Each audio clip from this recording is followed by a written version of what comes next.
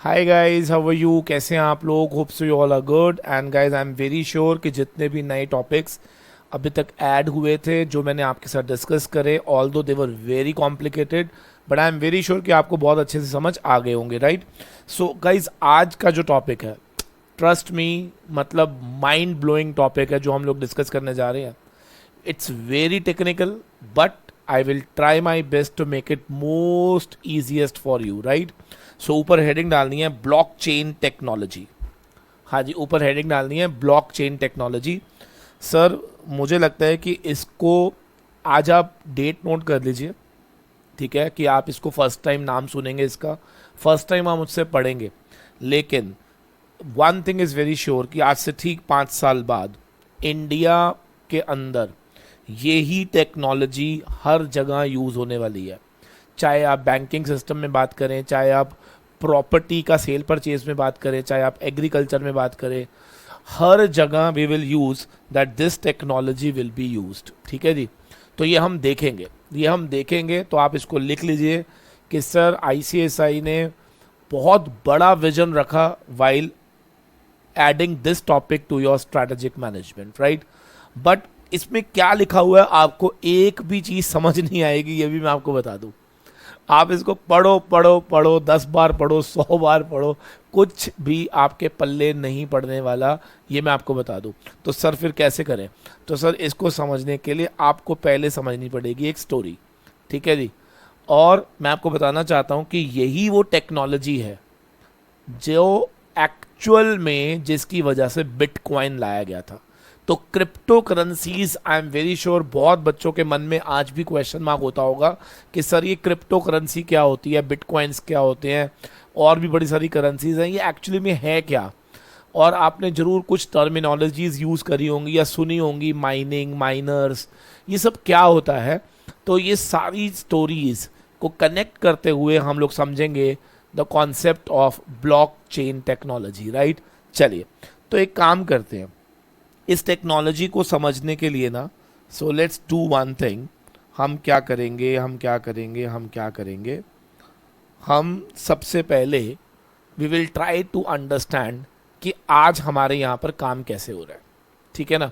आज हमारे यहाँ पर how we are actually working, पहले उसको समझते हैं, ठीक है? So now you tell me, अगर मैं कहूँ कि मिस्टर ए ने, लेट्स से मिस्टर बी को, ये इंडिया में है, ठीक है, और ये यूएस में है, और अगर मैं ये कहूँ कि मिस्टर ए ने मिस्टर बी को अगर कुछ पैसा ट्रांसफ़र करना है, मनी भेजना है, मनी, ठीक है जी, मनी भेजना है, लेट्स से मुझे 1 लाख रुपीस पे करने हैं मिस्टर ए ने, किसको? मिस्टर बी को। सो ये ट्रांजैक्शन कैसे होती है एग्जिस्टिंग सिस्टम के अंदर, पहले आप मुझे ये बताएंगे। अच्छा, मुझे एक बात बताओ, व्हेन आई से कि मिस्टर ए को मिस्टर बी को पैसा देना है, डू यू थिंक सो कि ये पैसा जो है रियल फॉर्म में कोई आदमी कैरी करता होगा और बी के पास लेकर जाता होगा? That is my question. Of course not. Actually में ये जो भी हो रहा है, क्या this is all being done through ledger? ये किसके थ्रू हो रहा है बेटा? लेजर्स के थ्रू हो रहा है, सिंपली, यानी कि कुछ भी नहीं, there is no movement of money actually, but still we see कि पैसा जो है वो इसके अकाउंट से निकलकर क्या बी के अकाउंट में चला जाएगा। अब ये कैसे जाएगा, इसको थोड़ा सा हम लोग समझने की कोशिश करते हैं, राइट? सपोज करो कि ये पैसा ए ने बी को देना है, तो ये कैसे जा रहा है, ध्यान से देखना। सबसे पहले ए अप्रोच करेगा अपने बैंक को, ठीक है जी, अपने बैंक को अप्रोच करेगा। अब जब ए अप्रोच करेगा अपने बैंक के पास, तो वो एक इंस्ट्रक्शन देगा कि मुझे पैसा देना है बी को, राइट? मेरा क्वेश्चन है, मेरा बैंक बी को डायरेक्ट ट्रांसफर नहीं कर पाएगा, तो वो क्या करेगा? वो बैंक से बैंक ट्रांजैक्शन करेगा। लेट्स से एक और बैंक है जो कि यूएस में है, और ये वाला बैंक कहां पर है? इंडिया में है, right? So what will happen now, try to understand. Mister A will give money, या you can say Mr. A will give instruction to Indian Bank. Indian bank क्या करेगा? मिस्टर ए के laser को debit कर देगा with ₹1 lakh plus what ever charges वो काटना चाहता है इस ट्रांजैक्शन को मैच्योर करने के लिए, because bank is giving it services. Yes sir. तो मान लेते हैं कि उसने कहा sir I will charge you 1000 for this all transaction. So उसने 1,01,000 रुपया आपके अकाउंट से डेबिट करा, और डेबिट करने के लिए क्या उसने जो लेजर मेंटेन करा हुआ था मिस्टर ए का, क्या उसी के एक अंदर एंट्री पास कर दी होगी? बिल्कुल ठीक है सर। अब व्हाट कम्स नेक्स्ट? अब मिस्टर ए ने तो बी को, बैंक को बोला, और बैंक ने अब क्या करा हुआ है, अपना अकाउंट खुलवा रखा है यूएस बैंक के अंदर।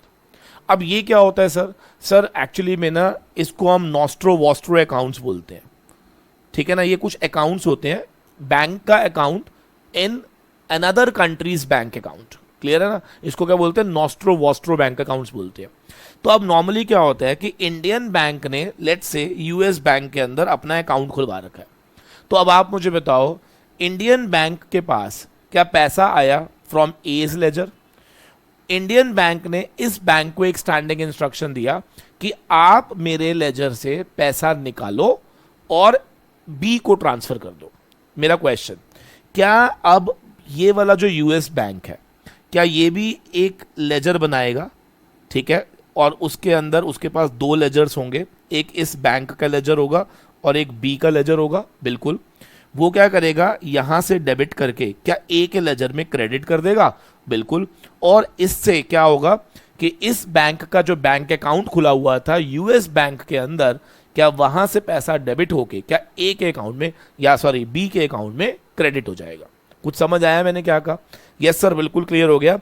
ए ने स्टैंडिंग इंस्ट्रक्शन दिया इंडियन बैंक को, इंडियन बैंक ने यूएस बैंक को, और यूएस बैंक ने बी को ट्रांसफर कर दिया। लेकिन अब मेरा क्वेश्चन है, क्या यूएस बैंक ने भी लेजर में एंट्रीज करने के लिए क्या कुछ कमीशन चार्ज करी होगी? बिल्कुल करी होगी। So what is happening now? Now please try to understand. So what is happening over here, that we saw कि इन दिस एंटायर ट्रांजैक्शन क्या मिडल पर्सन का इन्वॉल्वमेंट बहुत ज्यादा है? बिल्कुल, नंबर 1। दूसरा, क्योंकि आप जब ये काम कर रहे हो, तो आपने नोटिस किया होगा कि ए का सारा रिकॉर्ड क्या इंडियन बैंक के पास है? बिल्कुल। तो इसका मतलब जो भी रिकॉर्ड्स बनाए जा रहे थे वो सेंट्रलाइज्ड वे में बनाए जा रहे थे। कैसे?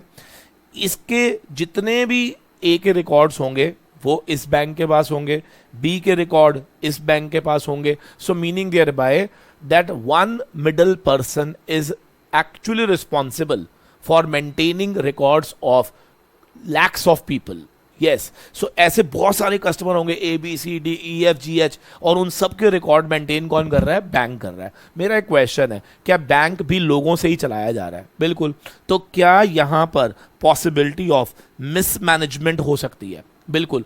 और अगर मिसमैनेजमेंट हुआ या कोई फ्रॉड अगर हुआ तो डेफिनेटली क्या every person is going to suffer in this way. इस एग्जिस्टिंग स्ट्रक्चर में there is a problem of middle person, जिसकी वजह से कॉस्ट बहुत ज़्यादा आ रही है। सेंट्रलाइज्ड डाटा होने की वजह से हमेशा से आपके मन में एक थ्रेट रहेगा कि आपकी सारी इंफॉर्मेशन जो है वो एक जगह पे स्टोर है, जो कि एनी टाइम क्या हैक की जा सकती है। बिल्कुल सर, बैंक का सॉफ्टवेयर, बैंक का सिस्टम अगर हैक हो जाए तो क्या मेरी इंफॉर्मेशन हैकर के पास पहुंच जाएगी? बिल्कुल सर। ऐसे ही तीसरा, यहां पर नेट बैंकिंग फ्रॉड्स होने के चांसेस बहुत ज्यादा है। बिल्कुल सर। तो एग्जिस्टिंग सिस्टम हमारा ऐसे चल रहा है, ठीक है ना, this is my existing system.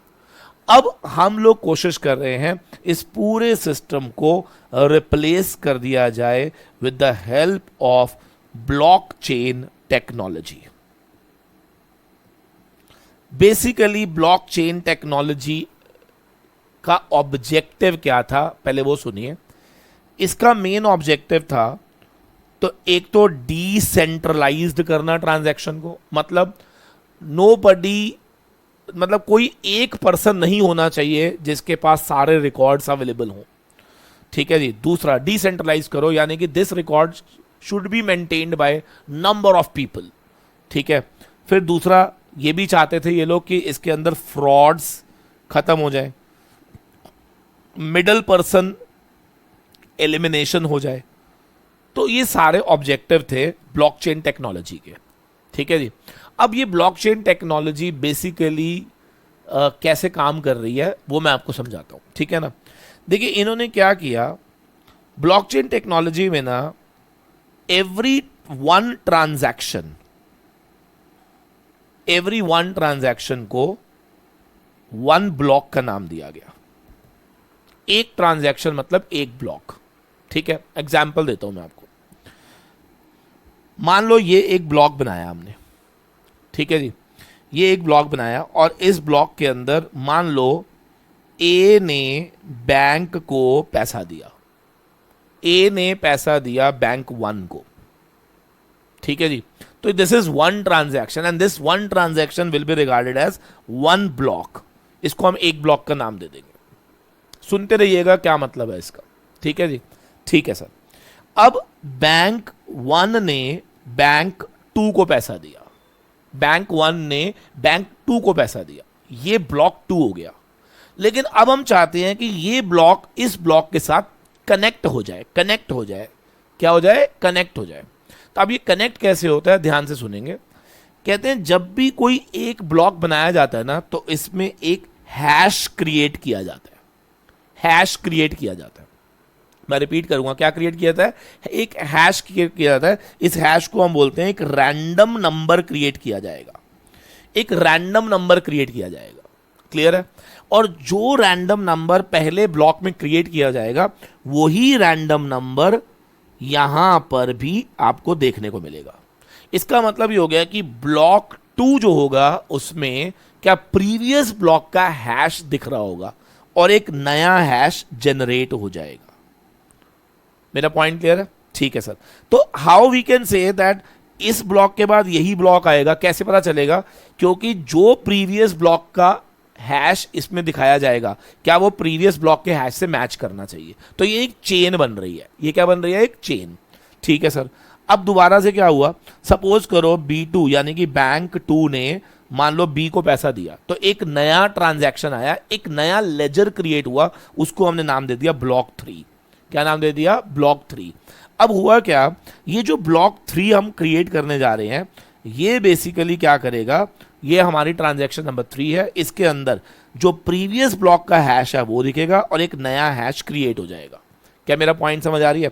ऐसे ही मान लो जो B को हमने पैसा दिया था, B ने मान लो वो पैसा C तक पहुंचाना था, तो क्या उसने नया बैंक ढूंढा, उसको पैसा दिया, फिर इस तरह से ये हमारा क्या बनता जा रहा है, एक ब्लॉक चेन बनती जा रही है। क्या बनती जा रही है, एक ब्लॉक चेन बनती जा रही है, क्लियर है, ठीक है सर। अब मेरे पॉइंट को बड़े ध्यान से सुनना। वाई डू आई से कि इस टेक्नोलॉजी के अंदर डिसेंट्रलाइजेशन हुआ। सर डिसेंट्रलाइजेशन हुआ कैसे हुआ, मैं आपको बताता हूं, ध्यान से सुनना। मान लो ए ने जब B को, ये तो पहला ब्लॉक था, ठीक है, B2 जब ट्रांजैक्शन हुई होगी, B से B2 जब ट्रांजैक्शन हुई होगी, ये ट्रांजैक्शन तभी हो सकती थी जब पहली ट्रांजैक्शन कंप्लीट हुई है। तो इसका मतलब सेकंड ब्लॉक इस बात का प्रूफ है कि पहली ट्रांजैक्शन जो थी वो कंप्लीट हुई थी, इसीलिए क्या उसका हैश जनरेट हुआ था, इसीलिए क्या सेकंड ट्रांजैक्शन पॉसिबल है।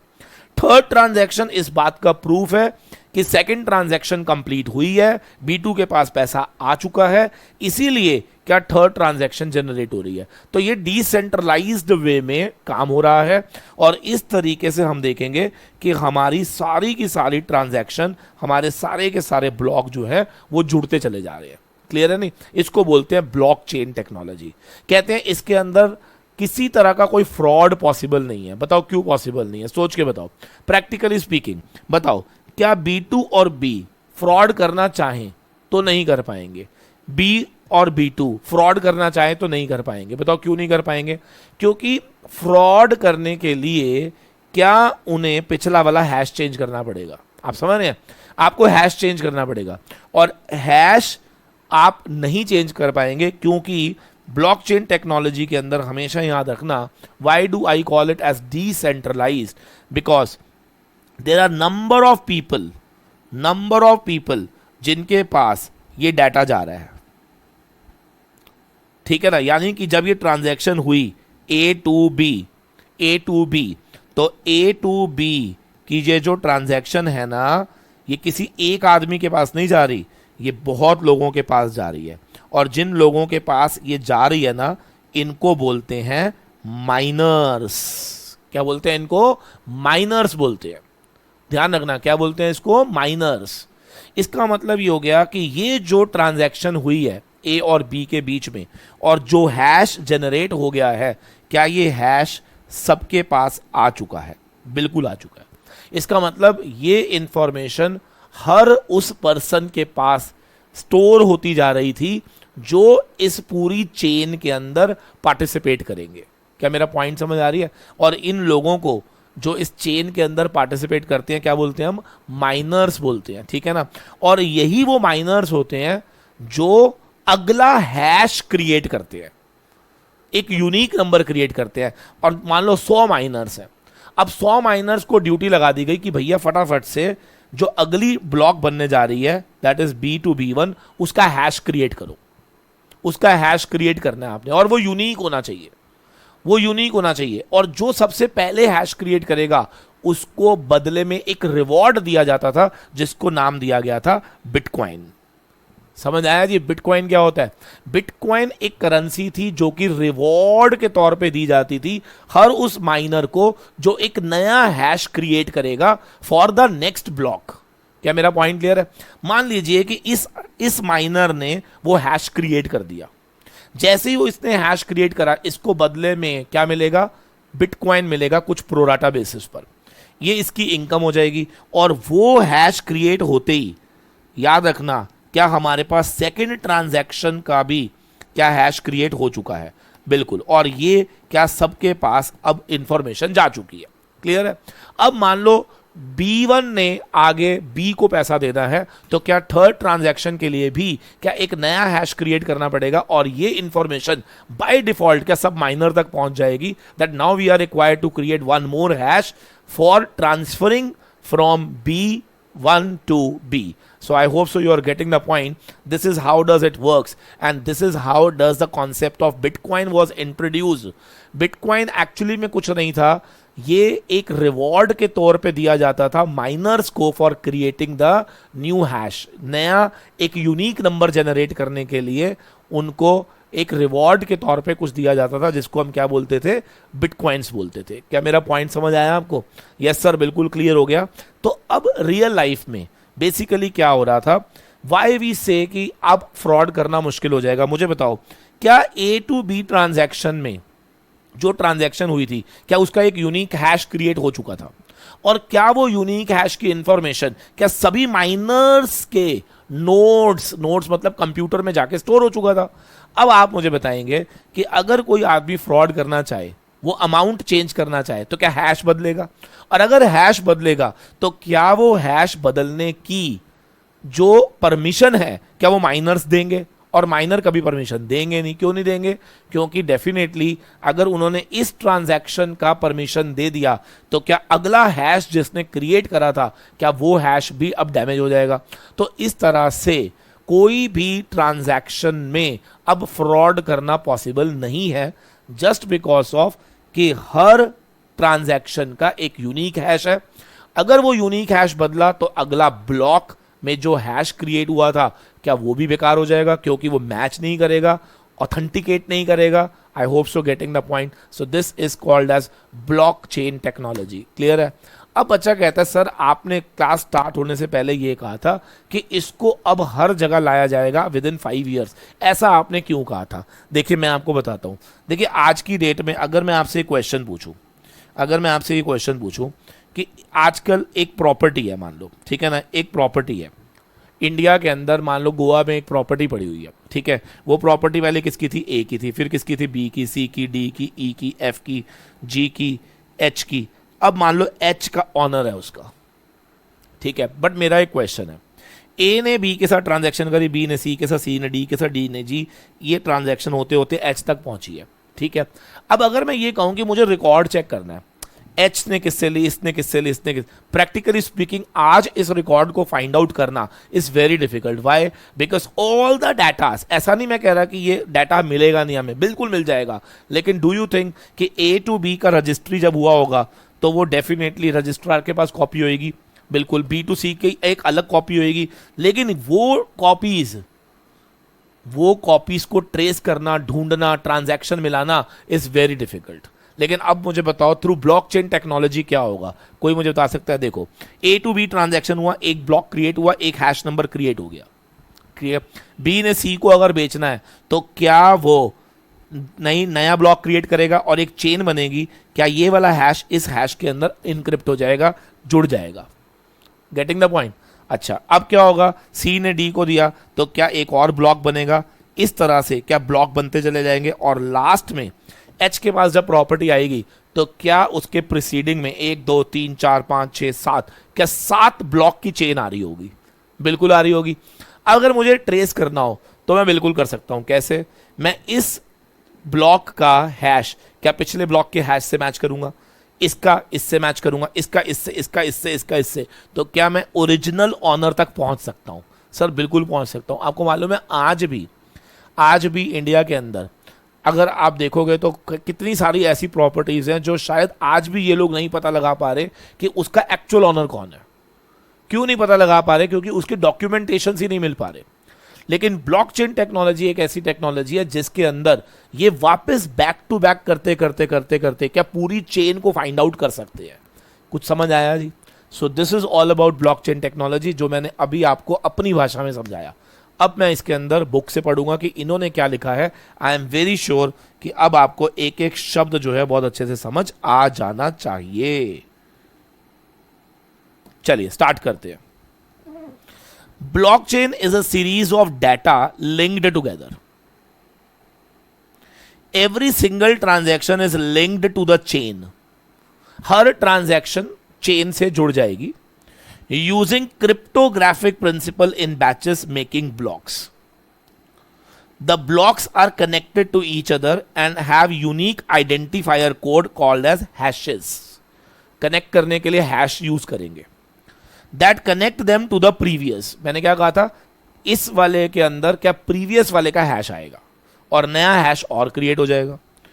And the subsequent block. This form of blockchain usually in the form of continuous ledger of transaction. एक तरह से कॉन्टिन्यूअस लेजर बनते जा रहे हैं. It is not owned by any one individual. किसी एक आदमी के हाथ में नहीं होता. It is decentralised. The series is being managed and stored across several computer systems, जिसको हम क्या बोलते हैं? Miners. Each ledger is shared, copied and stored on every computer connected in the system. Her minor के पास उसका data चला जाता है. This decentralized nature of storage provides security. मैंने कहा ना, फ्रॉड पॉसिबल ही नहीं है. Since changing in the detail in one record will cause the hash of that block to change. अगर आपने एक भी इंफॉर्मेशन चेंज करी तो क्या उस ब्लॉक का हैश बदल जाएगा? बिल्कुल. जो कि डिस्कनेक्ट कर देगा अपने आप को विद द नेक्स्ट वन. अपने आप वो अगले वाले ब्लॉक से डिस्कनेक्ट हो जाएगा. And causing the latter's hash to change. और फिर अगले वाले का भी चेंज करना पड़ेगा. तो प्रैक्टिकली पॉसिबल नहीं है ना.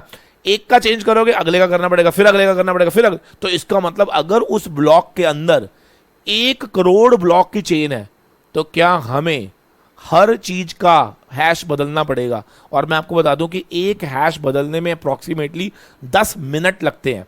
तो अगर मैं कहूं कि वो ब्लॉक जो बनाया गया है, अगर उसकी चेन में मान लेते हैं 1 लाख ब्लॉक्स आ रहे हैं, तो सर एक ब्लॉक में 10 मिनट लगते हैं. तो 1 लाख ब्लॉक में into 10 minute divide by 60 hours check कर लो सर. वो प्रैक्टिकली पॉसिबल ही नहीं हो पाएगा कि हम उस हैश को बदल सके. क्लियर है या नहीं?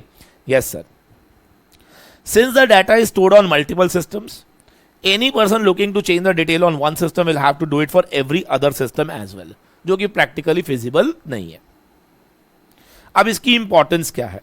कहते हैं blockchain technology has been backbone of bitcoin and other cryptocurrencies. The transparency and security offered by the technology are some of the main reasons why cryptocurrency has become so popular. आपको मालूम है blockchain technology actually में important थी. Bitcoin तो एक तरह से rewarding system था, लेकिन अब हमने क्या देखा, नोटिस क्या करा कि पूरे वर्ल्ड के अंदर बिटकॉइन को लेकर ज्यादा शोर मच गया, ब्लॉकचेन टेक्नोलॉजी की कोई बात ही नहीं करता है। जबकि सच्चाई क्या है, रियलिटी में फर्स्ट क्या लाया गया था, ब्लॉकचेन टेक्नोलॉजी, और उसका रिवॉर्डिंग सिस्टम क्या लाया गया था, through a universal accepted currency जिसको नाम दिया गया था बिटकॉइन। क्लियर है या नहीं? Yes sir. This technology is increasingly being adopted in retail, manufacturing and banking sector due to their benefits like eliminating middleman, मैंने पहले ही बोला बैंक्स को एलिमिनेट करो, providing security, reducing corruption, improving the speed of service delivery. It can be particularly useful in maintaining the government data relating to public transactions. For instance, in all records are moved in the blockchain. अगर सभी records को blockchain में लाया गया, with each subsequent buying and selling of the property being recorded in the block that can be publicly assessed, the corruption can be arrested and governing will be made so easier. Similarly, अगर hallmarked gold jewelry can be moved on the open source blockchain ledger which can be maintained by jeweler and viewed by the customers. देखिए, आपको मालूम है jewellery जितने भी इस तरह के रिसोर्सेज हैं वो बहुत कम है, बहुत कम है। अब अगर हम मान लो हमने कहा कि हॉलमार्क ज्वेलरी जो है इंडिया में या पूरे वर्ल्ड में सिर्फ इतनी है, मान लो हमने एक क्वांटिफिकेशन कर दिया कि इससे ज़्यादा है ही नहीं। अब मुझे बताओ कि जब भी इसका मूवमेंट होगा, मान लो ए ने बी को बेचा, बी ने सी को बेचा, सी ने डी को बेचा, तो क्या हम ऑल टाइम ये पता लगा सकते हैं फाइनली क्या कि एक्चुअल में कितनी ट्रांजैक्शंस हुई हैं, किस ट्रांजैक्शन के बाद किसको माल बेचा गया, कैसे बेचा गया? क्या इससे पूरी तरह से करप्शन को हटाया जा सकता है? आज की डेट में आपने नोटिस करा होगा कि बहुत लोगों ने इलीगल तरीके से क्या ज्वेलरी अपने पास रखी हुई है, और आज भी गवर्नमेंट को पता नहीं चल रहा कि इतनी ज्वेलरी आई है, इतनी ज्वेलरी ऑन रिकॉर्ड सेल है, बाकी कहां पर है? There is no record because data जो है वो उनके पास पूरी तरह से अवेलेबल नहीं है। ठीक है ना? However, blockchain technology must be adopted in a gradual manner. Bitcoin and other cryptocurrencies have been feel wild fluctuation in the value due to lack of regulatory supervision. Actually में Bitcoin में हमने notice करा होगा कि fluctuations बहुत ज़्यादा हैं उसके सिस्टम के अंदर, क्योंकि उसके अंदर कोई रेगुलेटरी सुपरविजन नहीं है, और इसीलिए शायद आरबीआई जो था, अगर आपको मालूम हो तो क्रिप्टो करेंसीज को इंडिया में बैन किया गया था। So in India what we found कि they loved the blockchain technology but they did not they were not liking the way of their rewarding system. So India में किस चीज को अपोज किया गया? Not to the blockchain technology but to the rewarding system जो cryptocurrencies है उसको recognition देना, इंडिया में उस चीज को इन्होंने अपोज करा। और आपको मैं बता दूं, आरबीआई 2017 के अंदर ऑलरेडी बोल चुका है कि हम लोग ब्लॉकचेन टेक्नोलॉजी को बहुत जल्द अपने बैंकिंग सिस्टम में लाने वाले हैं। बहुत सारे बैंक्स इस चीज पर काम कर रहे हैं। नीति आयोग के अंदर भी अभी पीछे ही सुनने में आया था कि दे आर ऑल्सो ट्राइंग कि हम लोग बहुत जल्दी से बहुत सारी चीजों को ब्लॉकचेन टेक्नोलॉजी के अंदर कन्वर्ट करने जाएंगे। क्लियर है या नहीं? तो इसको बोलते हैं डिजिटलाइजेशन, कि किस तरीके से डिजिटल मैनर में चीजें जो हैं अब बदलनी शुरू हो जाएंगी। क्लियर है? The open nature of technology employs that everyone can adopt it, which is partly why the government is hesitant to go ahead and use it. Scalability, transaction speed, and data protection are key technological hurdles, along with the difficulty of integrating the technology into the existing financial system. थोड़ा सा actually में देखो, इसके लिए ना आपको मतलब आप समझ सकते हो कि कोई नई चीज़ है तो लैक ऑफ नॉलेज अगर होगा तो डेफिनेटली वो आपको हार्म पहुंचाएगा। तो ये सारी चीज़ें, टेक्नोलॉजी कैसी होनी चाहिए, नॉलेज कैसी होनी चाहिए, और किस तरीके से हम अपने फाइनेंशियल सिस्टम के अंदर इसको अडॉप्ट करवा सकते हैं, तो दीज आर द हर्डल्स जिसके ऊपर गवर्नमेंट अभी काम कर रही है। Blockchain is a developing field and its practical uses are being explored to many areas. You may want to adopt this technology to your business if you are a B2C customer company and want to improve user experience and enhance transparency. There is a possibility of some data such as banking transaction, land record, vehicle registration, इन सब चीज़ों में possible है moving on the blockchain platform in the future. समझ आ रही है? देखो, आने वाले टाइम में प्रॉपर्टी तो 100% ब्लॉकचेन में आने वाली है, ज्वेलरी आ जाएगी, आपका व्हीकल्स आ जाएंगे कि व्हीकल किसने किसको कैसे कैसे बेचा। तो अभी तो हम लोग क्या करते हैं, रजिस्ट्री होल्ड करते हैं, तो फिर आपको उस केस के अंदर इतना ज़्यादा टेंशन लेने की ज़रूरत नहीं है। आपके लिए बहुत ईजी हो जाएगा ये प्रूव करना कि यस आपने ही ओरिजिनली बायर किया था, आपने ही ओरिजिनली बाय करी थी वो प्रॉपर्टी। कैसे? Using blockchain. अगर आप उस ब्लॉकचेन का पार्ट हो तो बात खत्म हो जाएगी। तो कोर्ट में इतने सारे जो केसेस लगे हुए हैं जिसमें यही नहीं प्रूव हो पा रहा कि who is the owner of the property, क्या ये सारे केसेस अपने आप बंद हो जाएंगे? क्यों? क्योंकि ऑनर को फाइंड आउट करने के लिए क्या हमें सिर्फ ये देखना है कि वो पर्सन क्या ब्लॉकचेन का पार्ट है या नहीं है, बस खत्म। समझ आया? Yes sir. सो लीजिए, ब्लॉकचेन खत्म हो गया और मेरे ख्याल से आपको अच्छे से समझ आ गया होगा। ठीक है, सो अब एक छोटा सा टॉपिक हमारा रह गया, that is financial technology, fintech. ठीक है, सो मैं आपको बताना चाहूँगा कि fintech is almost same as आप कह सकते हो कि बिटकॉइन जो है वो पार्ट ऑफ फिनटेक ही है। तो हम लोग उसको डिस्कस करेंगे अपनी अगली क्लास के अंदर। मैं कोशिश कर रहा हूँ एक छोटे छोटे पार्ट में आपको दे रहा हूँ ताकि आप लोगों को कॉन्सेप्ट जो है वो ज़्यादा अच्छा समझ आए रादर देन वन गो के अंदर, because all these topics are very technical and I don't want कि आप इसको जल्दी से वन गो में पढ़कर आप बाद में उलझते रहो कि हम लोगों ने क्या पढ़ लिया। क्लियर है? चलिए, थैंक यू वेरी मच। मिलते हैं नेक्स्ट वीडियो के अंदर जिसमें हम लोग बात करेंगे अबाउट फिनटेक। राइट, चलिए।